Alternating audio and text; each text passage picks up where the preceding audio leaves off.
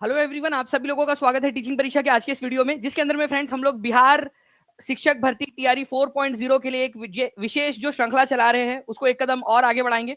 मैं आप लोगों को बता दूं, आज भी हम लोग बहुत सारे इंपॉर्टेंट क्वेश्चंस करने वाले हैं और आज इस सेशन के लास्ट में मैं आप लोगों से कुछ क्वेश्चंस भी पूछूंगा जिसके आंसर्स आप लोगों को फास्ट करने हैं, एकदम फास्ट फॉरवर्ड क्वेश्चंस के आंसर्स आप लोगों को करने हैं। तो चलिए जल्दी जल्दी से हम लोग यहाँ पर में शुरू करते हैं।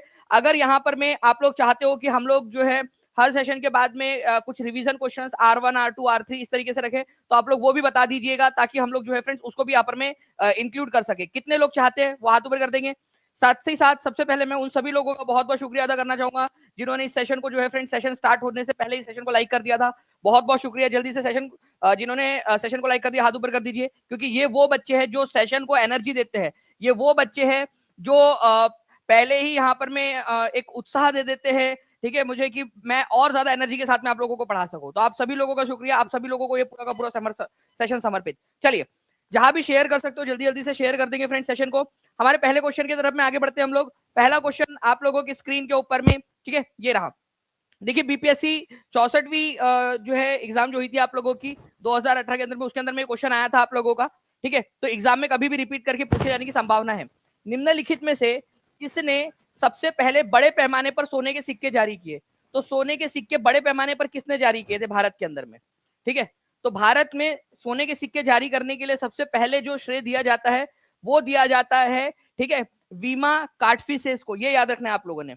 ये कुषाण वंश के राजा थे। ये भी क्वेश्चन बन सकता है कि कौन से वंश के राजा थे ये। तो ये कुषाण वंश के राजा थे, कुषाण, ठीक है, कुषाण।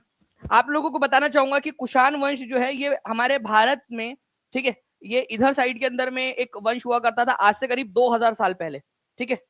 तो ये इस इलाके में उत्तर पश्चिमी इलाके के अंदर में कुषाण वंश था। मध्य एशिया तक फैला हुआ था, ये मध्य एशिया तक इस तरीके से। ओके, तो वीमा कार्डफिसेस उसके राजा थे, कुषाण वंश के राजा। ये याद रखना है आप लोगों ने। बड़े पैमाने पर भारत में सोने के सिक्के चलाने का श्रेय इन्हीं को दिया जाता है।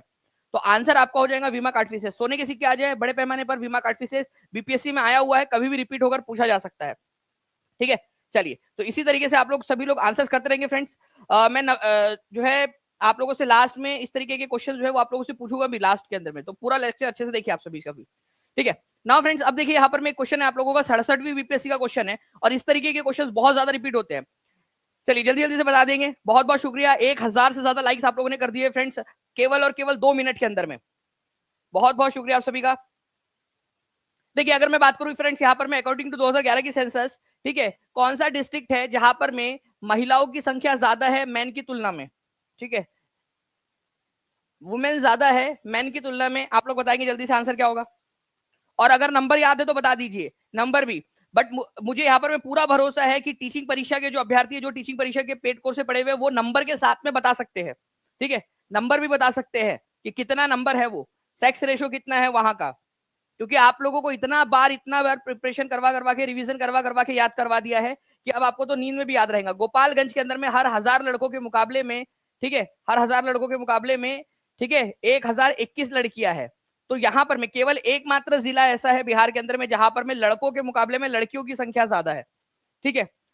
तो अभी तो आपसे क्वेश्चन बहुत इजी पूछा है, ये क्वेश्चन को मैं इजी मानता हूं। आपसे क्वेश्चन ये पूछा जा सकता है कि गोपालगंज का सेक्स रेशो कितना है। ऑप्शन में दिया जा सकता है आप लोगों का, ठीक है, 1015, ठीक है, 1090, ठीक है, आप लोगों से, या फिर आप लोगों से दिया जा सकता है 1021, ठीक है, या फिर आप लोगों से दिया जा सकता है 912, कुछ भी दिया जा सकता है आप लोगों से, ठीक है। तो इसको याद रखना है आप लोगों ने कि 1021 जो है आप लोगों का फ्रेंड्स ये सेक्स रेशो है कहाँ का, ठीक है, गोपालगंज का। तो गोपालगंज सबसे ज्यादा सेक्स रेशो वाला जो है जिला है, केवल एकमात्र जिला जहां पर में 1000 से ज्यादा जो है सेक्स रेशो है। दूसरे नंबर पे कौन आता है सेक्स रेशो के मामले में? ये आता है आपका सिवान, ठीक है। तीसरे नंबर पे सारण। अब यहां पर मैं बात आती है कि सबसे कम सेक्स रेशो वाले जिले कौन से हैं? तो मुंगेर है, ठीक है, और फिर भागलपुर है।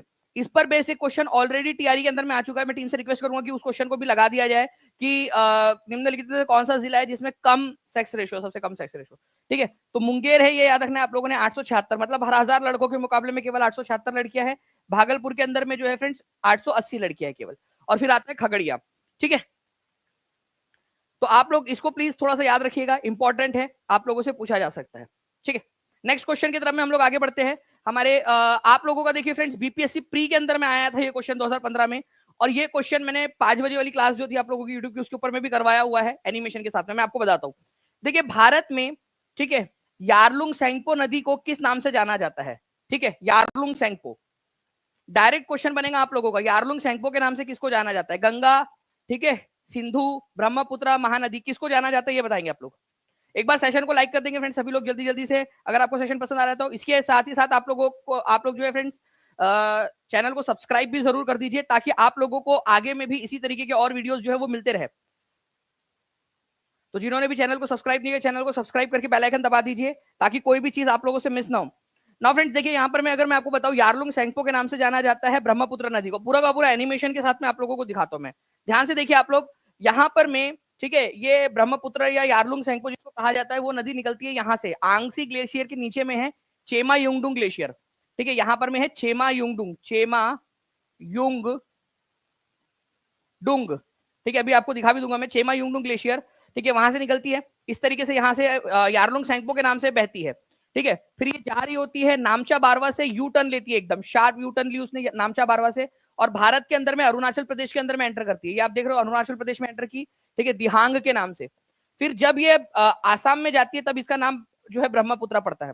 ठीक है, और बांग्लादेश में जाकर इसका नाम जमुना पड़ जाता है। ये भी याद रखना आप लोगों ने, बांग्लादेश में जाकर इसका नाम जमुना पड़ जाएगा।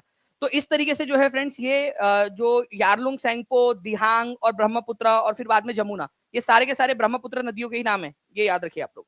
ठीक है, बांग्लादेश में क्या नाम पड़ता है, जल्दी से लिख देंगे सभी के सभी। अभी बताया मैंने आपको, बांग्लादेश में ब्रह्मपुत्र नदी को किस नाम से जाना जाता है, इंपॉर्टेंट पॉइंट है बहुत ज्यादा।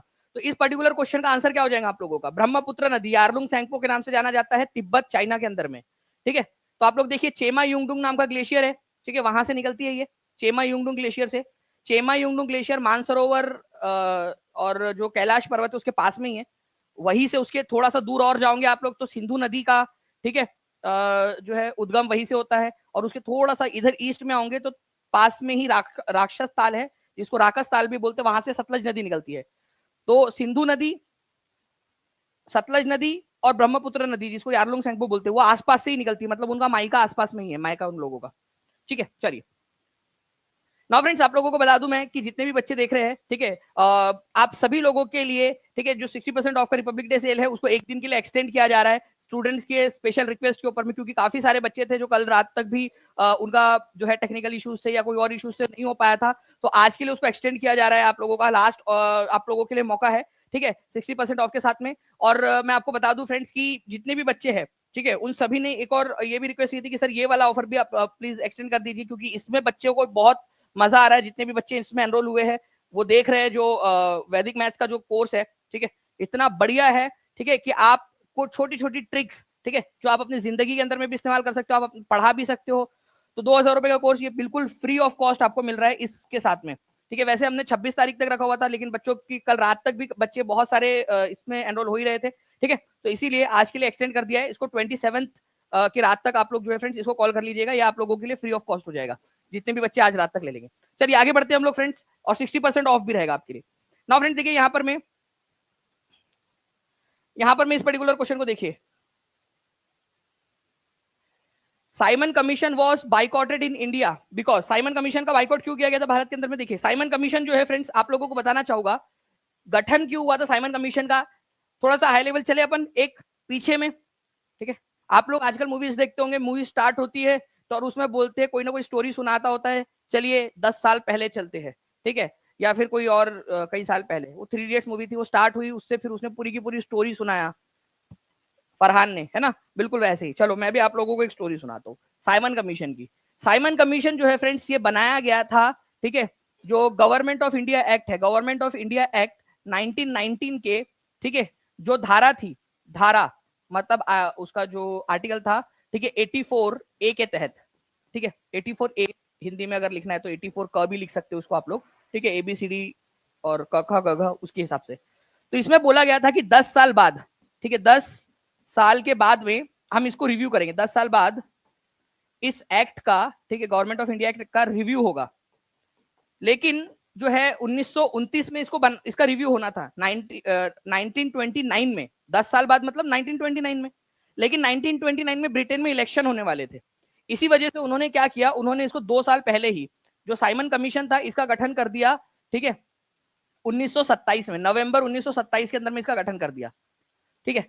अब बात ये थी कि इसका गठन किया गया था 1919 के कानून की रिव्यू करने के लिए, और आगे में कैसा कानून बनाना है, भारत का पॉलिटिकल फ्यूचर क्या होगा, भारत के अंदर में किस प्रकार के जो है कानून लागू होंगे, वो चीजें डिसाइड करने के लिए। अब भारत का भविष्य निर्धारित करना था, लेकिन एक भी भारतीय नहीं था उसके अंदर में। इसके अंदर में सारे के सारे 7 लोग थे, और सातों के सातों ब्रिटिशर्स, ठीक है, ऑल वाइट जो है ब्रिटिश कमीशन था ये आपका। सारे सदस्य गोरे थे, ठीक है, गोरे अंग्रेज थे, मतलब गोरे भारतीय भी हो सकते थे, चलता था, लेकिन गोरे मतलब सारे के सारे अंग्रेज थे, एक भी भारतीय नहीं था उसके अंदर में। तो B is the correct answer. इसी वजह से साइमन कमीशन का विरोध किया गया, ठीक है, साइमन गो बैक के नारे लगाए गए, ठीक है, ओके। तो साइमन कमीशन का विरोध इसलिए किया गया क्योंकि सारे के सारे लोग जो है वो ब्रिटिशर्स थे, ऑल ब्रिटिशर्स थे, भारत का भविष्य निर्धारित करने के लिए बनाया गया, लेकिन एक भी भारतीय नहीं था। अच्छा, एक पॉइंट और याद रखना है आप लोगों ने कि इसका गठन किया गया था नवंबर 1927 में, लेकिन ये भारत कब आया, भारत आया था ये आपका फेब्रुवरी 3 फरवरी 1928 को, ठीक है, फरवरी 1928 के अंदर में भारत में आया था, ये याद रखेंगे आप लोग, फरवरी 1928 के अंदर में। तो ये भी आप लोगों का क्वेश्चन बन सकता है, भारत कब आया, नवंबर 1927 में गठन हुआ, भारत आया फरवरी 1928 के अंदर में, ठीक है।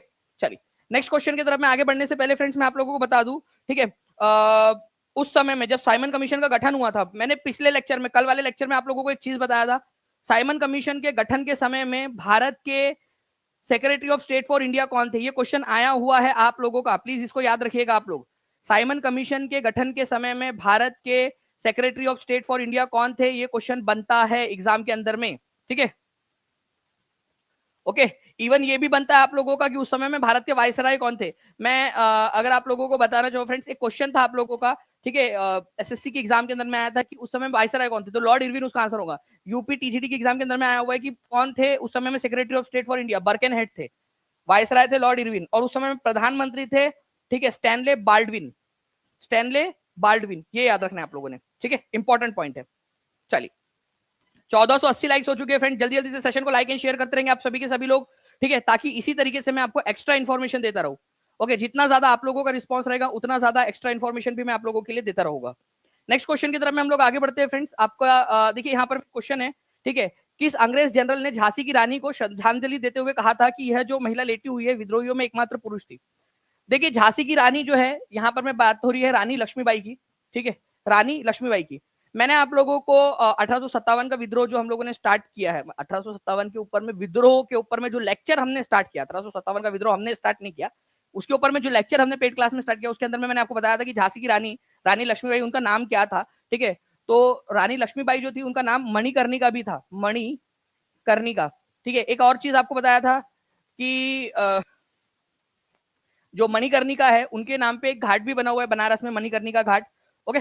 तो झांसी की रानी जिनका मणिकर्णिका नाम था, ठीक है, ये जब इनकी मृत्यु हो गई, ठीक है, ग्वालियर के अंदर में उनकी मृत्यु हुई थी। तो इनकी मृत्यु कहां पर में हुई थी, तो इनकी मृत्यु ग्वालियर के अंदर में हुई थी, ये भी याद रखना है, कई सारे लोग ये भी भूल जाते हैं, ग्वालियर के अंदर में इनकी मृत्यु हुई थी, ओके, ग्वालियर में। तो जनरल ह्यू रोज जो थे उन्होंने ये बात कही थी कि ये जो महिला लेटी हुई है विद्रोहियों में एकमात्र पुरुष थी। महिला लेटी हुई नहीं थी भाई, तुमने मार दिया था उसको, ठीक है, लेटी हुई नहीं थी, वो मार दिया था। ऐसा थोड़ी ना सोई थी यहाँ पर मैं थक गई हुई, माँ कमर में लचक लग गई, मैं सोती हूँ थोड़ी देर करके, या दोपहर में जैसे कई सारे लोग सो जाते हैं, मतलब लड़कियां लड़की दोनों सोते हैं, लेकिन वो भी सोई थी कि दोपहर के यार नींद हो गई, अब थोड़ी देर के बाद में उठ के लड़ाई लड़ूंगी। मर गई भाई, तुमने मार दिया था उनको, मारा क्यों था फिर, मारा क्यों, ठीक है। तो जनरल ह्यू रोज ने ये बात कही थी। चलिए, तो जनरल ह्यू रोज ने जो है फ्रेंड्स, आप लोगों से ये भी पूछा जा सकता है झांसी की रानी या झांसी के ग्वालियर के अंदर में जो विद्रोह हुआ था, झांसी और ग्वालियर में, ग्वालियर के जो राजा थे उन्होंने तो वैसे जो है उनका साथ दिया था अंग्रेजों का, लेकिन झांसी की रानी लड़ते लड़ते ग्वालियर तक पहुंच गई थी, ठीक है। तो ह्यू रोज ने झांसी और ग्वालियर के अंदर में जो विद्रोह हुआ था उसको दबाया था, ठीक है। तो आंसर इसका ऑप्शन नंबर ए हो जाएगा, ठीक है। तो ह्यू रोज ने झांसी और उसके आसपास के क्षेत्र, ग्वालियर वगैरह के आसपास वाला जो क्षेत्र था, ह्यू रोज ने ही उस विद्रोह को दबाया था। नाउ फ्रेंड्स, आप लोगों के लिए, ठीक है, जैसे कि मैंने आप लोगों से कहा कि हम लोग रिवीजन भी करते रहेंगे, ठीक है, अगर आप लोगों की इच्छा है तो, ताकि आप लोगों को याद होती रहे सारी की सारी चीजें। जल्दी से बता दीजिए कितने लोग रेडी है, ठीक है, अगर रेडी है तो इसी तरीके से हम लोग जो है और भी जो सेशंस हमारे लेंगे उसके अंदर में हम लोग करते रहेंगे रिवीजन। जैसे मैं यहाँ देख पा रहा हूँ फ्रेंड्स 2500 से ज्यादा बच्चे देख रहे हैं, 1645 लाइक्स हो चुके हैं। जल्दी जल्दी से 2000 पार हो जाना चाहिए लाइक्स का नंबर, तब समझ में आएगा कि हाँ आप लोग पढ़ना चाहते हो। ठीक है, इसी तरीके से चलिए, जैसे देख पा रहा हूँ मैं कंटिन्यूअसली बच्चे हाथ ऊपर कर रहे हैं। आप लोगों का जो है फ्रेंड्स यहाँ पर में भी नंबर दिखना चाहिए एनालिटिक्स के अंदर में भी। और जल्दी जल्दी से सेशन को लाइक करने के साथ में चैनल को सब्सक्राइब भी कर लेंगे जिन्होंने चैनल को सब्सक्राइब नहीं किया। नाउ फ्रेंड्स देखिए रिवीजन नंबर 1 का क्वेश्चन R1 जल्दी जल्दी से करेंगे हम लोग। Who were the first king to issue gold coins on a large scale in India? फटाक से आंसर करना है आप लोगों ने, कौन थे सबसे पहले? तो आप लोगों का जो फ्रेंड्स आंसर है आप लोगों ने यहाँ पर में कर दिया होगा। ठीक है, कुषाण वंश के राजा थे वो आपका वीमा कार्टफिसिस। ठीक है, ब्रह्मपुत्र नदी को तिब्बत में सांगपो कहा जाता है, बांग्लादेश में इसे क्या कहा जाता है? ठीक है, बांग्लादेश के अंदर में इसको क्या कहा जाता है? बांग्लादेश के अंदर में जो है फ्रेंड्स आप लोगों ने याद रखना है सांगपो नदी, जिसको भारत में हम आसाम में ब्रह्मपुत्र के नाम से जानते हैं, बांग्लादेश के अंदर में इसको जमुना नदी के नाम से जाना जाता है। ठीक है, ये भी याद रखना था आप लोगों ने, जमुना नदी के नाम से जानते हैं। नेक्स्ट क्वेश्चन की तरफ में हम लोग आगे बढ़ते हैं फ्रेंड्स। भारत में किस नदी को दिहांग भी कहा जाता है? ठीक है, ये देखिए आप लोगों का एसएससी सीएचएसएल के एग्जाम में आया हुआ क्वेश्चन है आप लोगों का। ठीक है, तो 2020 के अंदर में एसएससी सीएचएसएल के एग्जाम के अंदर में आया हुआ क्वेश्चन। तो भारत के अंदर में जो है फ्रेंड्स ब्रह्मपुत्र नदी को अरुणाचल प्रदेश के अंदर में दिहांग कहते हैं, अरुणाचल प्रदेश में। ठीक है, पहले उसको कहा जाता है यारलुंग सैंगपो। ठीक है, फिर जब वो अरुणाचल प्रदेश में एंटर करती है तो उसको दिहांग कहा जाता है। फिर जब वो बांग्ला यहाँ पर आसाम में जाती है तो ब्रह्मपुत्र, और फिर बांग्लादेश में जाती है तो जमुना उसको कहते हैं। ठीक है, तो कई सारे नाम है इसके। चलिए आगे बढ़ते हैं हम लोग। साइमन कमीशन के भारत दौरे के समय वायसराय कौन था? ये एफकेट में आया है, एसएससी सीजीएल में, अलग अलग एग्जाम में आया हुआ है। भारत के दौरे के समय में जो है फ्रेंड्स आप लोगों को बताना है कि भारत का वायसराय कौन था साइमन कमीशन के समय में। एफकेट मतलब वो आपका जो एयरफोर्स के लिए जो एग्जाम होती है, कॉमन एंट्रेंस टेस्ट, उसका ये क्वेश्चन है। बताइए इसका आंसर क्या होगा? तो लॉर्ड इरविन जो है फ्रेंड्स ये था, ये याद रखना है आप लोगों ने। साइमन कमीशन का गठन कब हुआ था ये बताइए आप लोग। इसका गठन कौन से साल में हुआ था और ये भारत कब आया था? दोनों साल बताएंगे आप लोग, गठन का साल और इसके भारत आगमन का साल, दोनों के दोनों आप लोगों को बताना है कमेंट में। ठीक है, which British general defeated Rani Lakshmibai and Tatya Tope during the revolt of 1857? Rani Lakshmibai को और तात्या टोपे को इन्होंने हरा दिया था ग्वालियर के अंदर में। ठीक है, तो वो था जनरल ह्यू रोज। ठीक है, R5 भी आप लोगों ने आंसर कर दिया है। ठीक है, चलिए बहुत बढ़िया। तो इसी तरीके से जो है फ्रेंड्स आप लोग कमेंट के अंदर में आंसर्स भी करते रहेंगे सभी के सभी। बहुत बढ़िया। ठीक है, नाउ आगे बढ़ते हैं हम लोग फ्रेंड्स। अब नेक्स्ट हमारे क्वेश्चंस की तरफ में। निम्नलिखित में से भारतीय राष्ट्रीय कांग्रेस के किस अधिवेशन में पहली बार मौलिक अधिकारों से संबंधित प्रस्ताव पारित किए गए थे?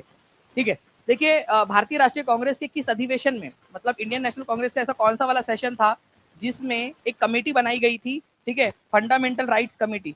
फंडामेंटल राइट्स के ऊपर में कमेटी बनाई गई थी आजादी से पहले ही इंडियन नेशनल कांग्रेस के अंदर में।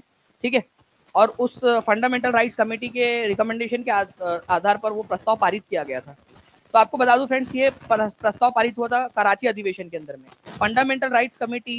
ठीक है, कराची अधिवेशन के अध्यक्ष थे सरदार वल्लभ भाई पटेल। ठीक है, उन्होंने अपने बहुत ही जिगरी, ठीक है, जो थे उनके बहुत अच्छे दोस्त भी थे और उनके विश्वास पात्र जवाहरलाल नेहरू को ये काम दिया था कि जवाहर, ठीक है, तुम जो है फंडामेंटल राइट्स कमेटी के अंदर में फंडामेंटल राइट्स सुझाव कि अगर हम जब आजाद हो जाएंगे तो हम हमारे लोगों को कौन कौन से फंडामेंटल राइट्स देंगे। तो जवाहरलाल नेहरू की अध्यक्षता में फंडामेंटल राइट का मसौदा तैयार किया गया और कराची अधिवेशन में 1931 में उसको पास किया गया था। कराची अधिवेशन के अध्यक्ष कौन थे ये क्वेश्चन अलग है, DSSB में आया था ये क्वेश्चन आप लोगों का, DSSB TGT फीमेल सेक्शन के अंदर में। ठीक है, कि कराची अधिवेशन 1931 के अध्यक्ष कौन थे? सरदार वल्लभ भाई पटेल थे अध्यक्ष। ठीक है, आपसे ये पूछा जा सकता है कराची अधिवेशन 1931 में जो फंडामेंटल राइट कमेटी बनी थी उसके चेयरमैन कौन थे? तो जवाहरलाल नेहरू थे। ठीक है, फंडामेंटल राइट्स मौलिक अधिकारों के संबंधित प्रस्ताव को सबसे पहले कौन से अधिवेशन में पारित किया गया था? कराची अधिवेशन में पारित किया गया था। देखिए ये वो सारे क्वेश्चन है जो आप लोगों से पूछे जा सकते हैं एग्जाम पॉइंट ऑफ व्यू, तो इनको याद रखिएगा आप लोग। ठीक है, अगर आप लोग चाहो तो मैं आप लोगों को एक्स्ट्रा इन्फॉर्मेशन भी यहाँ पर मैं दे सकता हूँ। ठीक है, थोड़ी सी हम लोग बात कर लेते हैं गया अधिवेशन की। गया अधिवेशन 1922 में हुआ था। इसके अध्यक्ष कौन थे जल्दी से आप लोग बताएंगे मुझे कमेंट करके। ठीक है, और 1907 का सूरत अधिवेशन में क्या हुआ था? कल हम लोगों ने देखा था कि सूरत में कांग्रेस का बंटवारा हो गया था नरम दल और गरम दल के बीच में। ठीक है, तो सूरत अधिवेशन, ठीक है, तो यहाँ पर मैं इसको सूरत स्प्लिट के नाम से भी जाना जाता है, सूरत स्प्लिट। ठीक है, कांग्रेस में और कांग्रेस के अंदर में नरम दल गरम दल में बंटवारा हो गया। ठीक है, सूरत तापी नदी के किनारे पे गया, इसके अध्यक्ष बने थे। ठीक है, रास बिहारी घोष अध्यक्ष चुने गए थे लाला लाजपत राय को हराकर। यहाँ पर में गया अधिवेशन के अंदर में निर्विरोध चुने गए थे चित्तरंजन दास, ठीक है, चित्तरंजन दास, देश बंधु चित्तरंजन दास, ठीक है। तो ये सारे के सारे क्वेश्चन इंपॉर्टेंट है आप लोगों के लिए। तो अगर आप लोग चाहते हो कि ऐसे ही आप लोगों को एक्स्ट्रा पॉइंट्स के साथ में, एक्स्ट्रा इन्फॉर्मेशन के साथ में बताता रहूं, तो आप सभी के सभी को क्या करना है, ठीक है, जहां भी शेयर कर सकते हो शेयर करते रहना है सेशन को। जितना ज्यादा आप लोगों का रिस्पॉन्स रहेगा, हर एक व्यक्ति को अपना अपना रिस्पॉन्स देना है। अदरवाइज क्या होता है पता है आप लोगों को, हर कोई सोचता है, जैसे एक राजा था उसने कहा कि हर एक व्यक्ति जो है, ठीक है, रात में एक जो है ग्लास दूध जो है इस झरने के अंदर में लाकर डालेगा, ठीक है, खाली था वो पूरा का पूरा तालाब, उसमें लाकर डालेगा। सबको लगा कि यार दूसरा वाला व्यक्ति तो डाल ही देगा, ठीक है, दूसरा वाला व्यक्ति तो डाल ही देगा दूध में, एक गिलास पानी डाल दूं तो क्या ही फर्क पड़ेगा, ठीक है। तो हर किसी ने ऐसे ही सोचा और वहां पर मैं अगले दिन देखा गया तो पानी ही पानी था सिर्फ, क्योंकि हर कोई व्यक्ति इसी तरीके से सोचता है कि दूसरे लोग कर लेंगे। उससे क्या होता है कि फिर सभी लोगों का नुकसान हो जाता है। तो राजा ने कहा था कि अगर ये हम लोगों ने भर दिया तालाब, ठीक है, दूध से, इस छोटे से तालाब को हमने भर दिया दूध से, तो सभी लोगों को जो है वो इनाम मिलेगा। और फिर उससे क्या हुआ कि किसी को भी नहीं मिला। क्यों? क्योंकि हर किसी ने ये सोचा कि दूसरा वाला तो डाल ही देगा, मैं क्यों करूं, ठीक है। तो इससे क्या हुआ, सभी का नुकसान हो गया, है ना। तो आप लोगों की हर एक व्यक्ति की इंडिविजुअल रिस्पॉन्सिबिलिटी बनती है कि आप हर कोई व्यक्ति जो है क्या करे, ठीक है, सेशन को शेयर करते रहे। या आप लोगों की मौलिक कर्तव्य बनता है आप लोगों का, ठीक है, article number 51A part number 4A के तहत, ठीक है। चलिए, लिखापानी ग्लेशियर भारत के निम्नलिखित में से किस राज्य में स्थित है, जल्दी बताइए।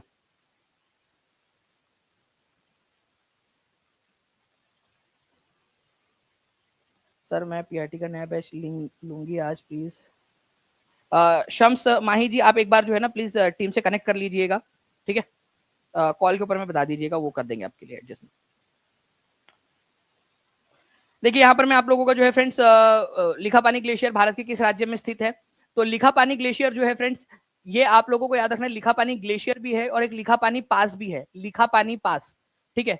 तो ये आप लोगों को मिलेगा अरुणाचल प्रदेश के अंदर में। मैप के थ्रू भी दिखाता हूँ आप लोगों को। ये बिहार के सेकेंडरी टीचर जो ऑफिशियल पेपर था आप लोगों का, ठीक है, उसके अंदर में पूछा गया था आप लोगों का 26 अगस्त 2023 को शिफ्ट नंबर 1 के अंदर में, ठीक है। देखिए यहाँ पर मैं आप लोगों का, ये आप लोगों को इधर में दिख रहा है, ये है अरुणाचल प्रदेश, ठीक है, ये अरुणाचल प्रदेश है, ठीक है, अरुणाचल प्रदेश आप लोगों को इधर में दिखाई दे रहा है। अब अरुणाचल प्रदेश के अंदर में अगर आप इधर देखोगे इस वाले एरिया में, ठीक है, अरुणाचल प्रदेश मतलब भारत का पार्ट और ये यहाँ पर में म्यांमार, तो अरुणाचल प्रदेश और म्यांमार के बीच में लिखापानी पास है। लिखापानी पास जो है, ये लिखापानी नाम का जो ग्लेशियर है, बर्फ का हिमखंड जो है, ठीक है, हिमनद या हिमखंड, उसके ऊपर में उसके बीच में बना हुआ है, इसी वजह से इसको लिखापानी पास बोला जाता है। तो लिखापानी पास या लिखापानी हिमखंड आपको अरुणाचल प्रदेश के अंदर में मिलेगा, ये याद रखना है आप लोगों ने। और साथ ही साथ लिखापानी ग्लेशियर के साथ में लिखापानी पास भी पूछा जा सकता है आप लोगों से। तो दोनों ही पॉइंट इंपॉर्टेंट है आप लोगों के, ठीक है, दोनों के दोनों पॉइंट। तो प्लीज इस पॉइंट को याद रखिए आप लोग, ताकि आपको हमेशा हमेशा जो है याद रहे इस चीज का। महात्मा गांधी ने किस वर्ष दमनकारी कृषि प्रणाली के खिलाफ संघर्ष करने के लिए यात्रा की थी, ठीक है। तो दमनकारी कृषि प्रणाली के खिलाफ कौन सी दमनकारी कृषि प्रणाली थी, ये भी आप लोग बता दीजिए। दमनकारी कृषि प्रणाली कौन सी रही होंगी जिसके खिलाफ गांधी जी ने यात्रा की थी। तो गांधी जी ने जो है फ्रेंड्स, आप लोग देख सकते हो यहाँ पर में एनसीईआरटी में भी दिया हुआ है और एससीईआरटी में भी, 1917 में उन्होंने बिहार के चंपारण के इलाके का दौरा किया था, जहां पर में उन्होंने दमनकारी जो बागान व्यवस्था थी, ठीक है, कौन सी व्यवस्था थी, उसका नाम क्या था, जल्दी बताइए आप लोग। उसका नाम क्या था, उस व्यवस्था का नाम क्या था। उस व्यवस्था का नाम था तीन कठिया व्यवस्था, ठीक है, तीन कठिया। तो तीन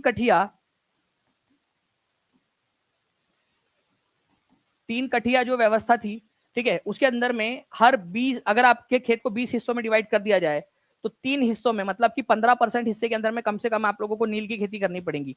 ये कंपलसरी था तीन कठिया व्यवस्था के अंदर में। ओके, तो इस ये दमनकारी जो कानून था, इसके खिलाफ गांधी जी ने जो है वो यात्रा निकाली थी, ये याद रखना है आप सभी लोगों ने, इंपॉर्टेंट है, एग्जाम के अंदर में आप लोगों से पूछा जा सकता है, ठीक है। चलिए, ये देख सकते हो आप लोग, तो आंसर इसका क्या हो जाएगा आप लोगों का, 1917 हो जाएगा। नेक्स्ट क्वेश्चन की तरफ में आगे बढ़ते हैं। भारतीय व्यापारियों और उद्योगपतियों द्वारा अपने व्यापारिक हितों को संगठित करने के लिए भारतीय औद्योगिक और वाणिज्यिक कांग्रेस का गठन किस वर्ष किया गया था, ठीक है।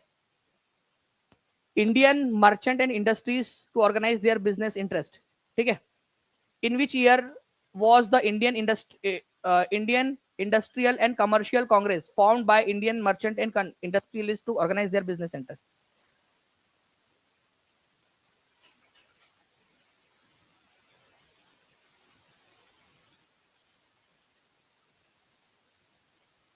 देखिए फ्रेंड्स, जिस तरीके से मजदूरों का, ठीक है, all India trade union Congress बना था AI2 आप लोगों का, उसी तरीके से जो बिजनेसमैन थे उन्होंने भी 1920 के अंदर में अपना एक यूनियन बनाया था।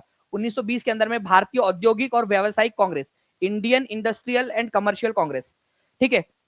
तो आप लोगों का एनसीईआरटी के अंदर में दिया हुआ है इंडियन इंडस्ट्रियल, देखो इंडियन इंडस्ट्रियल, ठीक है, एंड कमर्शियल कांग्रेस। ये कब बना था? 1920 के अंदर में, ठीक है। और इसी की तर्ज पर एक और संगठन बना बाद में जाके, ठीक है, federation of Indian chambers of commerce and industries, FICCI, जो आज भी कार्यरत है, ठीक है, 1927 के अंदर में। ओके, तो ये आप लोगों ने याद रखना है फ्रेंड्स। आप लोगों से पूछा जा सकता है कि Indian industrial and commercial Congress कब बना था? 1920 के अंदर में, ठीक है।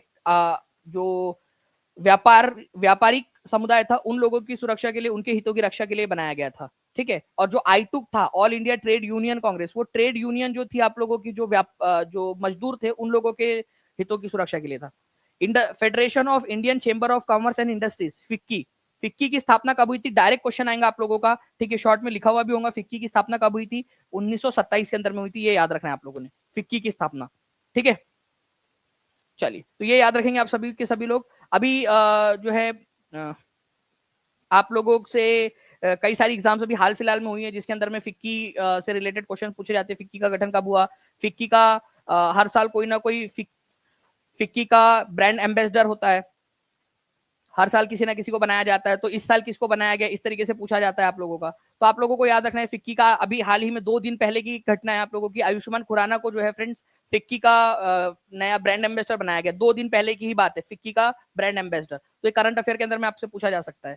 तो फिक्की का ब्रांड एम्बेसडर कौन बना है? फिक्की का, ठीक है, फिक्की का ब्रांड एम्बेसडर, ब्रांड, ठीक है, एम्बेसडर, ठीक है, ये बना है आयुष्मान खुराना, आयुष्मान खुराना, ठीक है, फिल्म एक्टर आयुष्मान खुराना इनके ब्रांड एम्बेसडर बने। 2 दिन पहले की बात है। तो इस तरीके से भी क्वेश्चन आप लोगों के फ्रेंड्स आप लोग कर सकते हो। तो भारतीय औद्योगिक और वाणिज्यिक कांग्रेस 1920 में बना था। फिक्की कब बना था? तो फिक्की बना था, फिक्की ये 1927 में बना था, ठीक है। चलिए आगे बढ़ते हम लोग। आप लोगों से अगर मान लीजिए इस तरीके से क्वेश्चन आ जाए तो आप हर कोई बच्चा जो है कमेंट के अंदर में आंसर करेगा, ठीक है। और जो जो भी पता है इसके बारे में आंसर करते जाइए आप लोग। सर मेरा सिलेक्शन हो गया TRE 3 में आपकी वजह से। चलो शिवम पांडे जी, कॉन्ग्रेचुलेशन, आपको बहुत बहुत बधाई।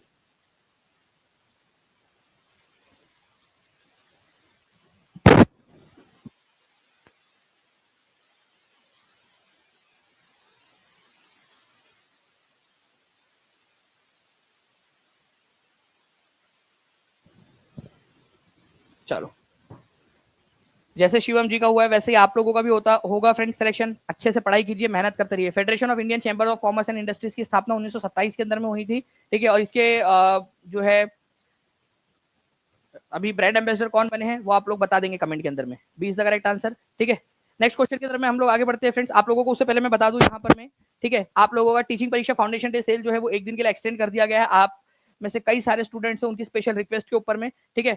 और अभी भी जैसे कई सारे बच्चे बता रहे हैं कि सर आज हम लोग लेने वाले हैं, आज ऑफर रहेगा कि अभी कमेंट में भी पूछ रहे हैं, कॉल्स के ऊपर में भी कंटिन्यूसली पूछ रहे थे। तो आपको बता दूं कि आज के लिए लास्ट एक और मौका दिया गया है सारे कोर्सेज के ऊपर में।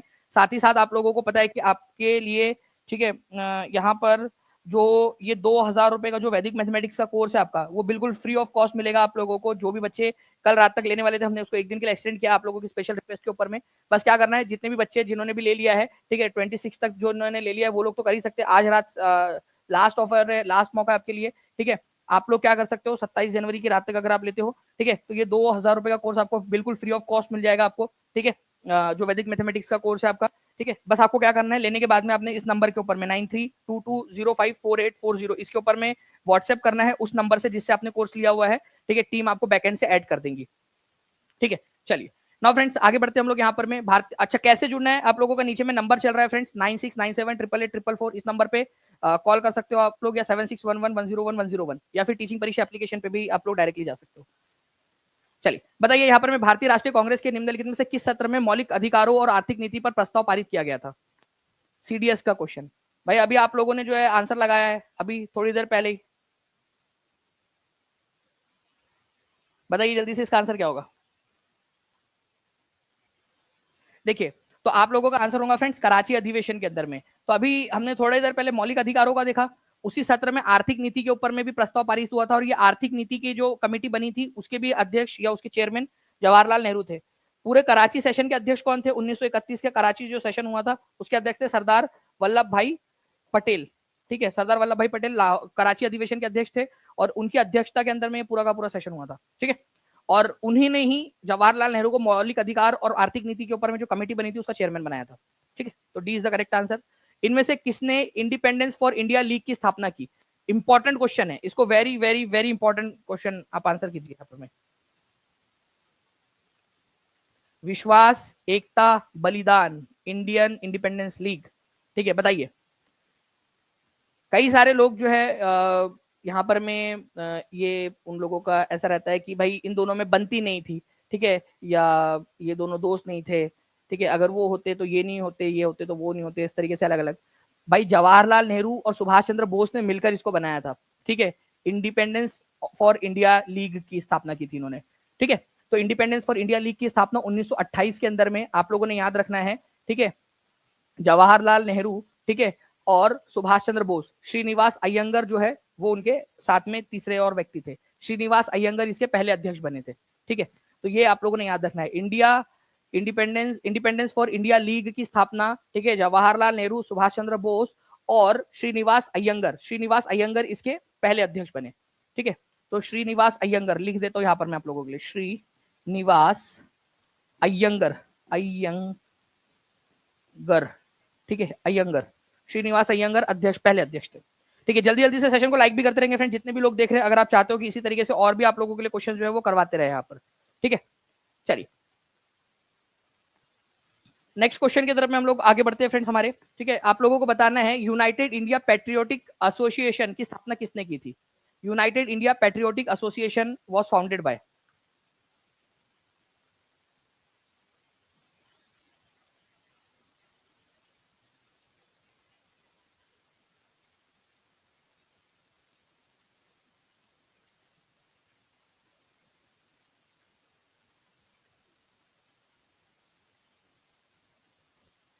देखिए friends, United India patriotic association ये कांग्रेस के अगेंस्ट में बनाई गई थी, क्योंकि इनका मानना था कि कांग्रेस जो है भारतीय लोगों के सेंटिमेंट का प्रतिनिधित्व नहीं करती। ये थे सर सैयद अहमद खान। इनका मानना था कि कांग्रेस जो है वो भारतीय लोगों के द्वारा नहीं बनाई गई है, कुछ लोगों के द्वारा बनाई गई है, बस बड़े जो पढ़े लिखे लोग हैं उनके द्वारा। तो उन्होंने उसके अगेंस्ट में यूनाइटेड इंडिया पैट्रियोटिक एसोसिएशन का गठन किया था सर सैयद अहमद खान ने। ठीक है, तो ये एक क्वेश्चन आप लोगों का बन सकता है। ये वही व्यक्ति है जिन्होंने जो है मोहम्मदन एंग्लो ओरिएंटल कॉलेज की स्थापना की, जिसको आज हम लोग अलीगढ़ मुस्लिम यूनिवर्सिटी के नाम से जानते हैं। मोहम्मदन एंग्लो ओरिएंटल कॉलेज की स्थापना कब हुई थी? 1875 के अंदर में। ठीक है, जिसको बाद में अलीगढ़ मुस्लिम यूनिवर्सिटी कर दिया गया 1920 के अंदर में। इसके अलावा जो है फ्रेंड्स, हिंदू मुस्लिम एकता को बढ़ावा देने के लिए उन्होंने United India patriotic association, Hindu मुस्लिम एकता बनी रहे, ठीक है, उसको बढ़ावा मिले, उसके लिए उन्होंने 1888 में, ठीक है, यूनाइटेड इंडिया पैट्रियोटिक एसोसिएशन की स्थापना की थी। ठीक है, तो ये भी आप लोगों ने याद रखना है, इंपॉर्टेंट पॉइंट है, एग्जाम के अंदर में पूछे जाने की संभावना बन जाती है आप लोगों की। ठीक है, 2465 लाइक्स हो चुके हैं फ्रेंड्स, बहुत पास में हम लोग 2500 के, तो जल्दी जल्दी से सेशन को लाइक भी करते रहेंगे सभी लोग। नाउ तो United India patriotic association, sir Syed Ahmed Khan. Now friend next question, Kerala में समुद्री तट की रेत में भरपूर मात्रा में क्या पाया जाता है? ये आप लोगों का इंपॉर्टेंट क्वेश्चन है, बताइए इसका आंसर क्या होगा? ठीक है, एसएससी सीजीएल के एग्जाम के अंदर में आया हुआ क्वेश्चन है और कभी भी पूछा जा सकता है, एनसीईआरटी बेस्ड क्वेश्चन है आप लोगों का। केरल में समुद्री तट की रेत में भरपूर मात्रा में क्या पाया जाता है? तो ये हमारा भारत है मान लीजिए, और यहाँ पर में जो केरल है, तो केरल की रेत के अंदर में आपको क्या मिलेगा? तो केरल की रेत के अंदर में आप लोगों को जो है फ्रेंड बहुत मात्रा के अंदर में थोरियम मिलेगा, ये याद रखना आप लोगों ने। ठीक है, रेत है वहां पर में, और उस रेत में थोरियम पाया जाता है जो एक रेडियो एक्टिव मटेरियल है। ठीक है, जैसे यूरेनियम होता है ना, वैसे ही थोरियम भी होता है, रेडियो एक्टिव मटेरियल। ठीक है, तो थोरियम पाया जाता है, आपको याद रखना है। ठीक है, केरल की मोनोजाइट सैंड के अंदर में, वहां पर मोनोजाइट बालू या रेत या सैंड आपको मिलेगी, और उसके अंदर में बहुत ही मात्रा के अंदर में आप लोगों को मिल जाएगा थोरियम। बाकी यूरेनियम जो है फ्रेंड्स राजस्थान और झारखंड के अंदर में पाया जाता है, और थोरियम पाया जाता है केरल के अंदर में, हमारे भारत के। तो ये एक बहुत ही इंपॉर्टेंट वाला पॉइंट है आप लोगों का, ठीक है। थोरियम कौन से राज्य में पाया जाता है, इस तरीके से भी क्वेश्चन बन सकता है आप लोगों का क्वेश्चन, ठीक है। चलिए नाउ फ्रेंड्स, अभी जो है मैं आप लोगों से कुछ क्वेश्चंस पूछूंगा, जल्दी जल्दी से आप लोगों ने उसके भी आंसर्स करने हैं। उससे पहले बता दूं आप लोगों को, जितने भी बच्चे जो रिपब्लिक डे सेल के अंदर में जुड़ना चाहते हैं, ठीक है, वो नीचे दिया गया जो नंबर है आप लोगों का, उसके ऊपर में कॉल या व्हाट्सएप कर सकते हैं, ठीक है। इसके अलावा जब आप परचेस कर लोगे उसके बाद में आप लोग जो है फ्रेंड्स, जो आपको वैदिक मैथमेटिक्स का आपका जो फ्री कोर्स है उसको क्लेम करने के लिए आप लोग, ठीक है, ये जो नंबर है इसके ऊपर में व्हाट्सएप कर दीजिएगा आप।